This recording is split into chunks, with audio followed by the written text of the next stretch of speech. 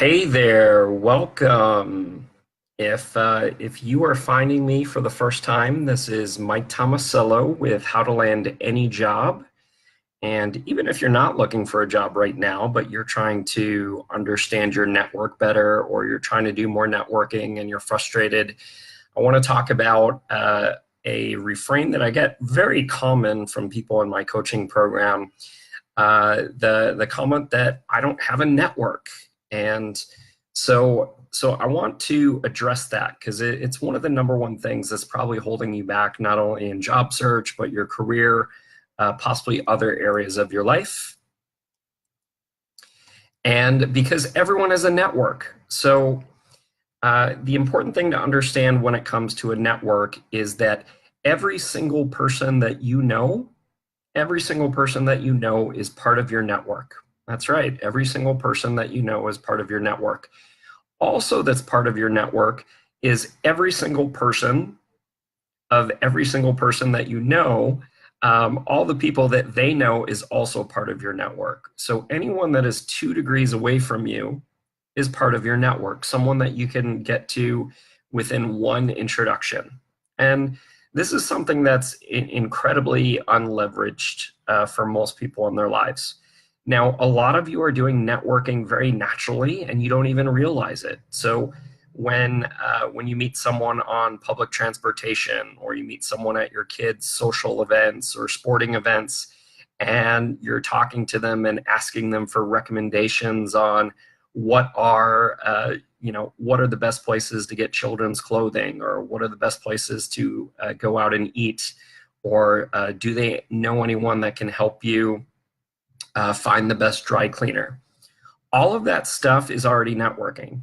And so all we're talking about is learning how to magnify that a little bit better so that you can get more results, especially in your job search, career, but really anywhere in your life. So part of understanding a network is that no matter how few people you think you know, no matter how antisocial you might think you are, the average person in the United States knows at least 150 people. That's right, the average person in the United States knows at least 150 people. Actually, studies have shown that if you ask 100 funeral directors how many people on average show up to a funeral, the most common average will be 150 people. 150 people. If you also reach out to a person that a marriage coordinator, a wedding coordinator, if you ask a wedding coordinator what's the average number of people that attend a wedding, it's also 150 people. So see, everyone has on average 150 people. Now, with the increase in social media and the ease of staying connected with people, especially if you've ever changed cities in your life, especially if you've ever gone to college and even gotten 1 degree, chances are you actually know a lot more than 150 people.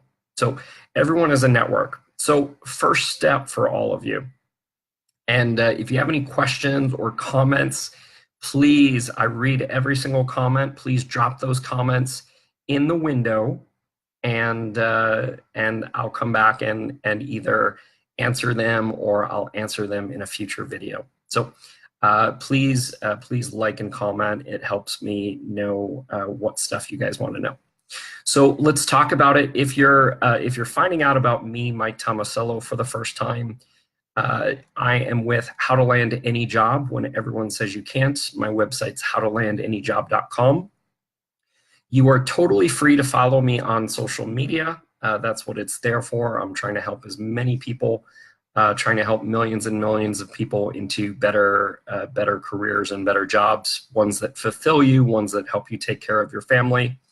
So on Facebook, which most of you are viewing this right now, my personal webpage is facebook.com when everyone says you can't.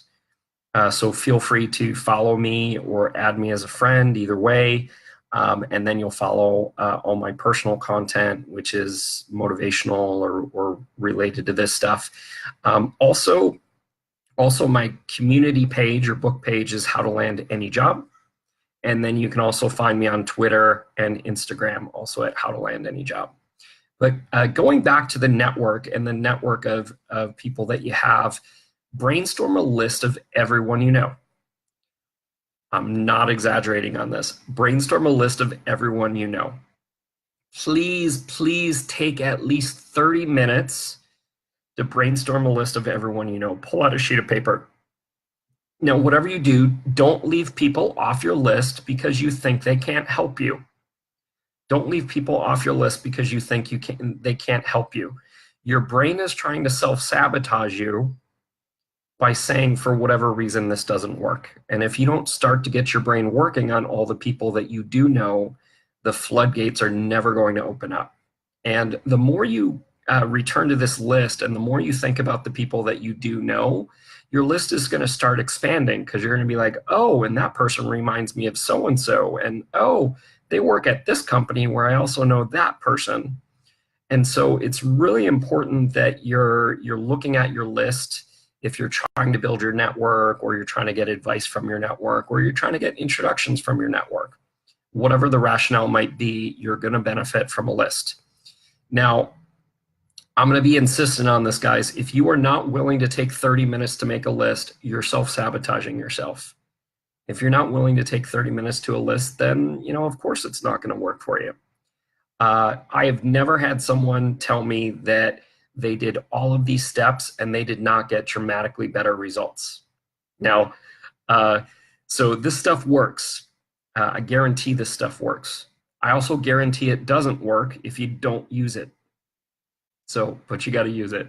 So brainstorm a list of everyone you know. I'm not going to pause to do that right now in case you're in a busy space.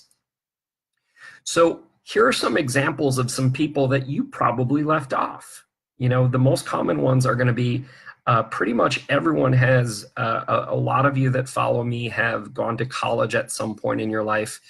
That's a huge part of your network. And by the way, it's not just people that you remember from school. One of the beauties of going back and getting a college degree is that there is a bond between anyone that has ever gone to the same school as you. So if you haven't gone back and gotten your college degree, that might be one reason why to do it. So for that thing alone. Now, I'm not saying you have to go to the most expensive school. I'll leave that up to you. But that's a tremendous way to build your network. Former colleagues at every place you've ever worked at. I don't care if it's a part-time job. I don't care if it's a place that you only interned or contracted at for 3 months. But think back to everyone that you've ever worked with at each stop. If you have a little bit of a longer career, pull out your resume and spend 5 minutes on each stop, if not 10 minutes on each stop, brainstorming every person that you've ever worked with. Now, if you didn't go to college, consider high school classmates. High school mates are part of your network. And some really common ones people don't think of: your insurance agent, your family, your real estate agent, your attorney, your friends from all walks of life, no matter what area of life. They're your friends, your family. They care about you more than anyone else. To not include them as part of your network is crazy. Your financial planner, your accountant, your doctor, your dentist. If you ever were part of a fraternity, sorority, or a prestigious society in any way, fantastic places to build your network. Also like the university, fraternity, sororities, or sort of special societies like the Freemasons or the Elks Lodge. The beauty of those organizations is your network includes anyone that is a member of that organization, whether you've met them or not. People that you've volunteered with. This one's huge. If you have ever fundraised or volunteered once for an organization, especially a nationally or internationally well-known organization, that organization is part of your network. So your banker, people you meet at social gatherings and whatnot. So please add these people to your list, and you're going to want to write them down, because we're going to want to go into LinkedIn which I'm going to show you in a second. That's right, I'm going to go directly to LinkedIn and show you what to do to add a whole bunch of people in probably less than 15 minutes. You might even be able to do it in less than 5 minutes. And then we'll also talk about the next part, and that's LinkedIn groups. So it goes without saying I'm talking about LinkedIn. So if you don't have a LinkedIn account and you want to be advancing in your career or getting a better job, you'll want to create a LinkedIn profile for sure.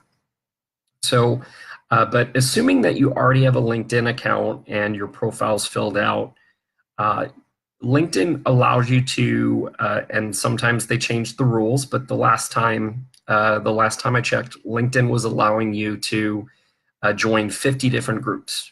So you're not joining groups for the reasons that you think. You're not, they're borderline online forums, but I'm not asking you to join those to read or post in them. I'm joining those to make it easier to help find people in your network. So for example, you're not going to be connected to everyone you've ever been to school with on LinkedIn automatically. So the only way LinkedIn is going to know that they're part of your network is if you are either connected to them directly, connected to someone that knows them, or you're in the same group as them. And then that's the only way that LinkedIn is going to show you that they're part of your network. That's just the way it's designed. So by joining groups, and there's a variety of different groups that you can join. Example of groups to join are university affiliations, as we already talked about, where you got your bachelor's degree, if you got a master's degree or a PhD, a postdoc. Could also, believe it or not, sometimes some larger high schools and high schools that have been around, sometimes high schools will have LinkedIn groups. It's not super common, but it sometimes happens. Volunteer nonprofit organizations have groups a lot of times. And then the most common types of groups are based on job title, job function, and industries. Now, if for whatever reason you didn't go to college or you didn't do volunteering, that's fine. Then just make up the groups that you're a part of by the job title, job function, industries, maybe the geographical region of the country that you're in, and that will help out tremendously. If you're still not finding enough groups to join, you might want to consider joining some professional associations. You might want to consider volunteering for a nonprofit once. Hey, it's good to be doing good in the world. It'll make you feel better, and it'll help you expand your network at the same time. So with that said, we are going to switch over to LinkedIn, and I'm going to show you what that looks like.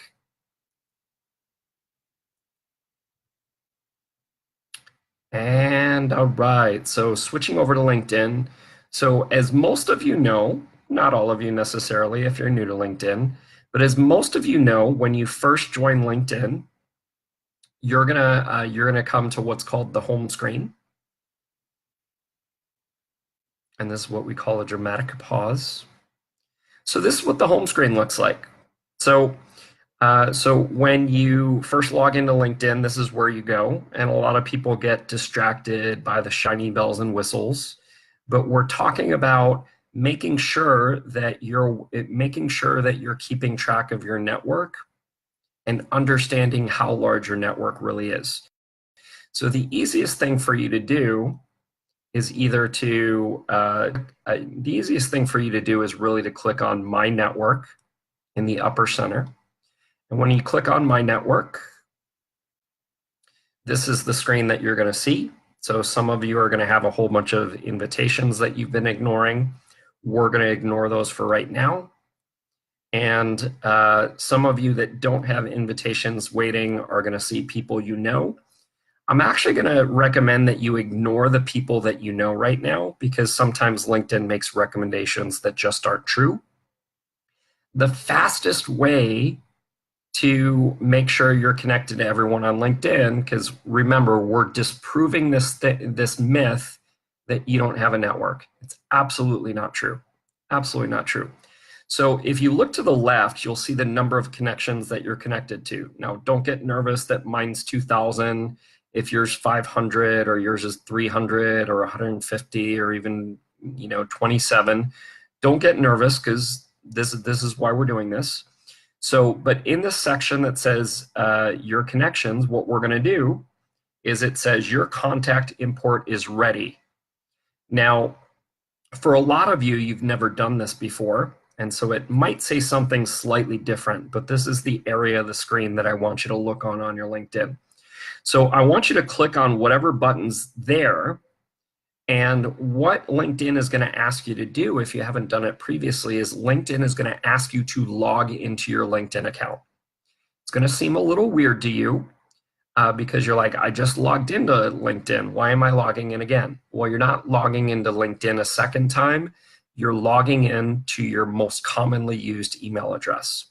So whatever email you use most frequently, you're going to put in, so for example, my Gmail, my personal address. Don't email me at my personal address, mrtomasello@gmail.com. So whatever yours is, whether it's Gmail, Yahoo, AOL, log into that, and then this is what's going to happen when you do that. So what LinkedIn is going to do is LinkedIn is going to take every single person that you have ever emailed and every single person that has ever emailed you from that account. Now, if you have multiple email accounts, you might want to do this with every email account that you have. LinkedIn is going to double check and see everyone that you've ever emailed. Do they have a LinkedIn account associated with that email? Now, sometimes the person that you email has a LinkedIn account, but it's not associated with that email. Well, if you don't have the exact email for them, then they're not necessarily going to come up. So, so I email a lot of people, so I'm probably going to have more than you. So LinkedIn's making an assumption if you emailed them or vice versa, you probably know them. Well, I don't like to make that assumption because I email a lot of people that I don't necessarily know or vice versa. And so it selects everybody by default. I want you to unclick that. And I want you to scroll through the list of people and make note of the people that you actually know. So, you know, it's going to be different for all of you. I have a preference for only connecting with people on LinkedIn that I've had a verbal conversation with, sometimes 2 or 3 verbal conversations, because I want to make sure I know people well. So, so Jim is a recent friend of mine. So I'm going to click Jim. Now, it's important to note something. Even if you've done this before, if you haven't done this in the past month, there's a possibility friends of yours that weren't on LinkedIn before have now joined. So if you're not doing this regularly, you're potentially missing out. And again, even if you're just missing out on one person, you're missing out on the potential of your network. Here's why. So if so let's say Jim is the only one on here that I know that I haven't connected with. Well, as we talked about earlier, Jim probably knows at least 150 people. 150. So do you think that there's at least a decent chance that Jim might know 1 or 2 people that might be able to help me in my career or might be able to help me in my job search or my business? You bet. I don't know who those people are yet, but if I don't connect to Jim, I won't know that. The same goes for family members, you know, your sister, your brother, even if they're in a dramatically different business than you, or not in business at all. Maybe they're in higher education or the services industry or whatnot. They still might have friends that are in the area that you're interested in working or growing your business or whatnot. So do not. So by doing this once a month or once a quarter, whatever is the right thing for you. But if you're actively job searching, I recommend you do it once a month. That ensures that you're not missing out on people that can potentially help your network. So make sure you go through that list of people. And I'm not going to go through everybody here today. I'm sure there's probably more people that I know that that I'm not connected to. So I know Willie really well. So Now, a couple things on this. So anytime you select multiple people on this interface, LinkedIn is assuming you know them well enough where once you click the Add Connections button, it's going to send a generic, I would like to connect with you on LinkedIn. So that's what people are getting if you click these two things, their profile and then Add Connections. They're going to get a generic, I would like to connect with you. Now, if you haven't spoken with them in over 3 months or you don't know them as well, instead, I recommend you write down their name and write down where they work. And then I recommend you do an individual search for their name on LinkedIn, go to their profile, and then send them a message, and then send them a separate LinkedIn connection request, because that way you're going to be able to write a personalized message. So, people want to make sure you care about them. So don't send generic requests to people that you don't know. So this one technique alone, might take you 15 minutes. For those of you that have never done this and know a lot of people, might take you 30 minutes, but might even take you as little as 5 minutes. And you're adding, so I only added 2 people. I just added 300 people to my network. 300 people to my network because I took 10 minutes to do this exercise once a month. And I use LinkedIn regularly. I do this every month, and I'm still constantly finding people that I know that I'm not connected to. So that will help you understand that you currently have a network. So the last thing I'm going to show you is I'm going to go back to what we were talking about with groups. And I already showed you this. So groups is a little trickier. Groups is a little trickier because Microsoft took over and redesigned the interface. So think of a group you want to join. So the most common thing is going to be joining your university or joining your job function. Now, don't get distracted by the things that are popping below because we're doing a specific type of search. So click the click the magnifying glass to do the search. And then you're going to look at the tabs. You're going to see people, jobs, content. I know the jobs is a little tempting. Don't do it. And go to more. And underneath more, you're going to see groups. All right. Now, not all of these are necessarily going to apply to you because sometimes universities have similar names or similar keywords. So I was actually thinking of the University of Pacific in California, not Oregon. So I'm going to skip the Oregon one. So so we have over 5,000 people in the University of Pacific alumni group. So if you went there, you're definitely going to want to join that one. All right. And normally I would check the second or the third page of results just to make sure that there's not another group, but for time purposes, I'm not going to do that. So now what I'm going to do again is let's say you're looking for a product marketing job, or you're in product marketing. It could just as easily be a banking job or a customer service job. So now I'm going to do a search for product marketing because those are the types of groups I want to join. And look at all these groups, over 1,000 groups related to product marketing. So again, I would join multiple of these groups and max out the groups to about 50 groups is the maximum the last time I checked this. So product marketing professionals, a large group, product marketing managers. If you specialize in pets, there's a product marketing group for that. So lots of cool stuff. And let me just check the second page. Okay. Now, another thing that you can try, in addition, because sometimes you don't want to just be in the larger groups. Sometimes you want to be in more concentrated groups. So a lot of product marketing people in the Bay Area, but let's say you're in Southern California. Well, you might try. I didn't plan this out ahead of time, so Southern California marketing professionals. So there's a group for that.